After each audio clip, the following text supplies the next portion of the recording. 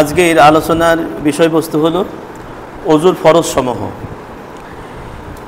অজুর ফরজ সমূহ নিয়ে আলোচনা করার মূল কারণ হলো এটি, যেহেতু অজু এমন একটি ইবাদত যে ইবাদতটি না হলে আগের সমস্ত ইবাদতগুলি বাতিল।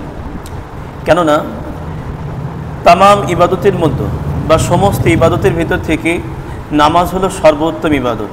রাসূলুল্লাহ সাল্লাল্লাহু আলাইহি ওয়াসাল্লাম হাদিস পাকের মধ্যে তিনি বলেছেন, আফজালুল ইবাদাতি আস-সালাত, তামাম ইবাদতের ভিতরে সর্বোত্তম ইবাদত হলো নামাজ। আর এই নামাজ পবিত্রতাবিহীন আল্লাহ তাআলা কবুল করেন না।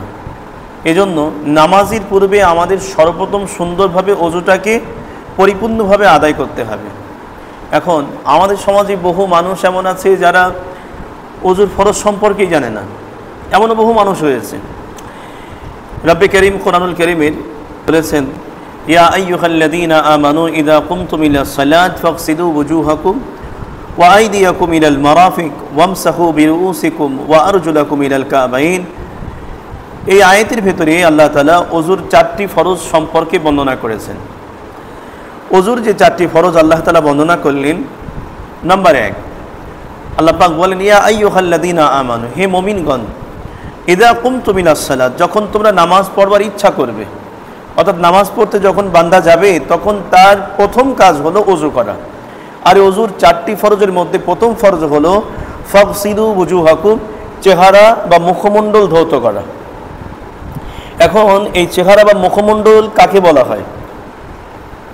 রিওয়ায়াতে এসেছে যে কপালের চুলের গোড়া থেকে থুতনির নিচ পর্যন্ত, এক কানের লতি থেকে অপর কানের লতি পর্যন্ত, এটি হলো চেহারার অন্তর্ভুক্ত বা এটাকে বলা হয় মুখমণ্ডল। নম্বর 2,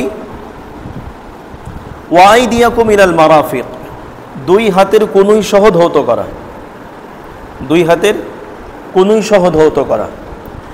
নম্বর 3, ওয়ামসাহু বিরুউসিকুম, মাথা মাসাহ করা। 3 নম্বর ওজুর ফরজ হলো মাথা মাসাহ করা। নম্বর 4, ওয়া আরজুলাকুম ইলাল কাবাইন, 2 পায়ের গোলগিট সহ ধৌত করা। তাহলে আমরা ওজুর 4টি ফরজ জানলাম। নম্বর 1, মুখমণ্ডল ধৌত করা। নম্বর 2, হাতের কনুই সহ ধৌত করা। নম্বর 3, মাথা মাসাহ করা। নম্বর 4, 2 পায়ের গোলগিট সহ ধৌত করা। এই 4টি হলো ওজুর ফরজ।